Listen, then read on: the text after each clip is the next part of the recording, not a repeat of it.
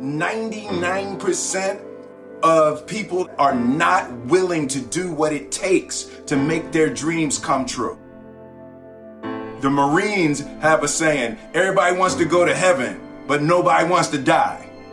The center of bringing any dream into fruition is self-discipline. You know, something as simple as food and eating. It's not about your body as much as it is about your mind. It's getting command of your mind to be able to choose actions that are in your own best interest. Every day we are choosing that's not in our own best interest. So if the world is attacking you and the world wants to fight you and the world's trying to hold you down, so you gonna kick yourself in the balls? So you gonna stop yourself from getting what you dream? And I think the word discipline has kind of gotten a bad name. We think about it in terms of punishment.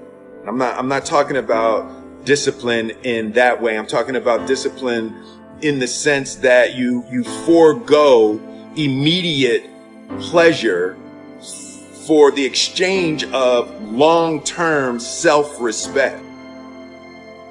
I believe that self-discipline is the definition of self-love. That when you say that you love yourself, that means that you have behavior towards yourself that is loving.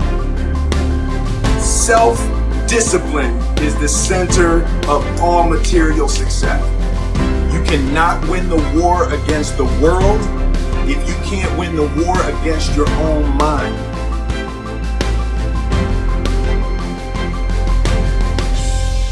Self-love is when you say to yourself, oh man, look, I know you and that girl got a real connection.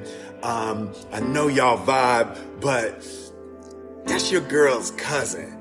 So I love you too much to let you do that. It's like you say to yourself, hey man, look, I know you want to eat that pizza and it'll be really good, you know, but I can't let you eat that, man, because if you eat that pizza, you're going to feel like shit, you know, and I love you too much to let you eat that. Self-love is, hey, look, I know you got a test on Monday, you know, and I know you really want to go out with your friends and Saturday night you want to go out, but if you fail that test, you're not going to feel good about yourself. You know, I love you too much to let you go out tonight. Self-discipline is self-love. If you want to be happy, you have to love yourself, which means you have to discipline your behavior. The road to sustained happiness is through disciplining your behavior. We tend to base our self-esteem on what other people think.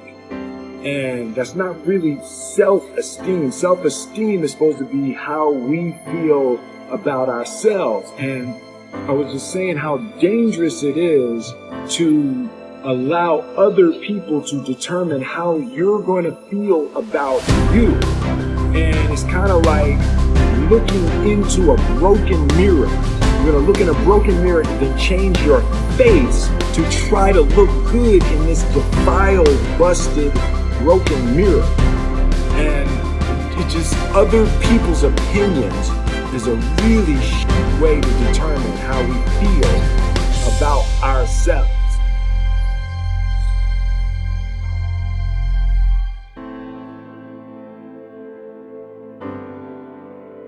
It don't matter whose fault it is that something is broken if it's your responsibility to fix it. For example, it's not somebody's fault if their father was an abusive alcoholic, but it's for damn sure their responsibility to figure out how they're going to deal with those traumas and try to make a life out of it. It's not your fault if your partner cheated and ruined your marriage, but it is for damn sure your responsibility to figure out how to take that pain and how to overcome that and build a happy life for yourself.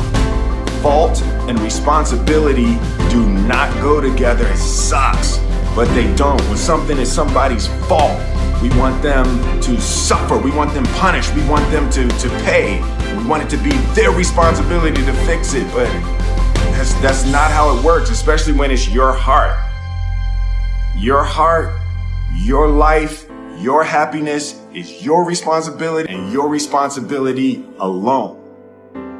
As long as we're pointing the finger and stuck in whose fault something is, we're jammed and trapped into victim mode. When you're in victim mode, you are stuck in suffering. The road to power is in taking responsibility. Your heart, your life, your happiness is your responsibility and your responsibility alone. You can make a person smile, you can make a person feel good, you can make a person laugh, but whether or not a person is happy is deeply and totally and utterly out of your control. The prerequisite for spending time with any person is that they nourish and inspire you. They feed your flame. Look at your last 5 text messages. Are those people feeding your flames or dousing your fire? Put your phone down for just a second and look around. Look to the people around you. Are those people throwing logs on your fire or are they pissing on it? I want my life, I want my work, my family, I want it to mean something. And it's like, if you are not making someone else's life better, then you're wasting your time. The separation of talent and skill is one of the greatest misunderstood concepts for people who are trying to excel, who have dreams, that want to do things. Talent you have naturally. Skill is only developed by hours and hours and hours of beating on your craft. You don't try to build a wall. You don't set out to build a wall. You don't set out to build the biggest, baddest, greatest wall that's ever been built. You don't start there. You say, I'm going to lay this brick as perfectly as a brick can be laid. There will not be one brick on the face of the earth that's going to be laid better than this brick that I'm going to lay in this next 10 minutes. And you do that every single day, and soon you have a wall. And I think psychologically, the advantage that gives me over a lot of people that I have been in competition with in different situations is it's difficult to take the first step when you look how big the task is. The definition of who I am is very clear to me. It also redefines who I want to be. In that I know for a fact that I'm stronger than I thought I was. You can't help but ask yourself the question, what would I do if I was in Muhammad Ali's shoes? I'm motivated by fear. I hate being scared to do something. And I think what developed in my early days was the attitude that I started attacking things that I was scared of. Why were you scared in your bed the night before? What do you need that fear for? Just don't go. Why are you scared in your bed 16 hours before you jump? Why are you scared in the car? Why could you not enjoy breakfast? Fear of what? You're nowhere even near the airplane. Everything up to the stepping out, there's actually no reason to be scared. It only just ruins your day. You don't have to jump. And then in that moment, all of a sudden, where you should be terrified is the most blissful experience of your life.